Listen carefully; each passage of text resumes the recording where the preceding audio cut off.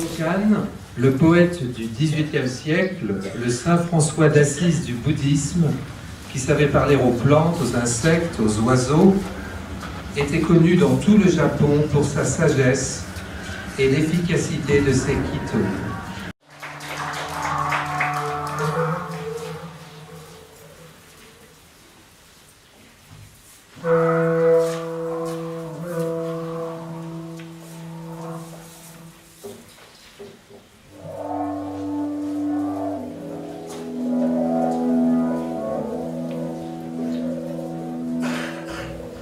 Quand un adepte du zen, un sage, est délivré du désir, de la vanité, de la peur, quand son moi s'est effacé, quand il est ouvert à l'infini de l'atma, au-dedans de soi, alors il peut vaincre sans sabre, sans épée, sans combat.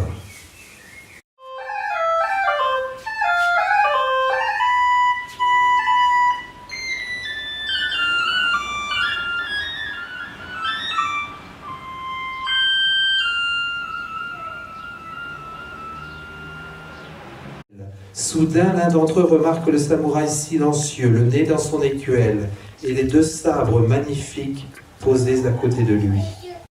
Ils sont trois, ils posent les mains à la garde de leurs épées, prêts à bondir.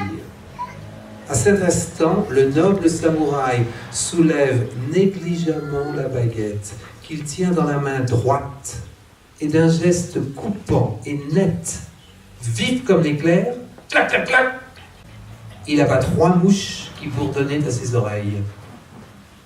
Et il se remet tranquillement à manger.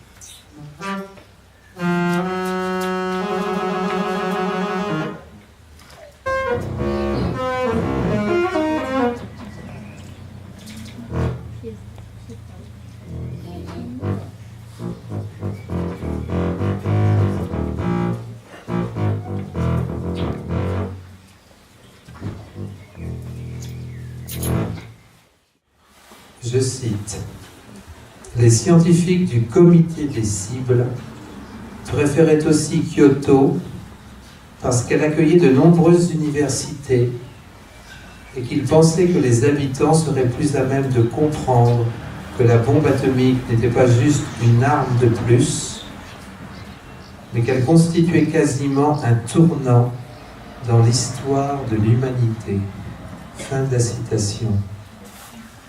Les hommes qui ont sauvé la ville, donc Kyoto, s'appelaient Henry Stimson, secrétaire à la guerre du président Truman, et Langdon Warner, archéologue. D'après la BBC, le premier qui avait l'oreille du président Truman aurait été motivé par des raisons très personnelles, puisqu'il avait visité Kyoto à plusieurs reprises quand il était gouverneur des Philippines dans les années 20, et que la ville aurait été sa destination de lune de miel.